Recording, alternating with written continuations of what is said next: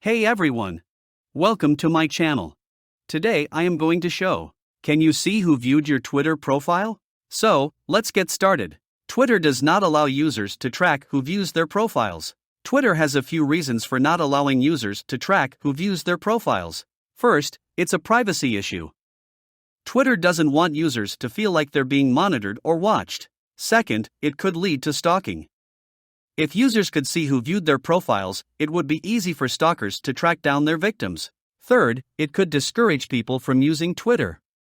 If people knew that everyone could see who viewed their profiles, they might be less likely to tweet about certain things. While you can't see who viewed your Twitter profile, there are a few things you can do to get an idea of who might be interested in you and your content.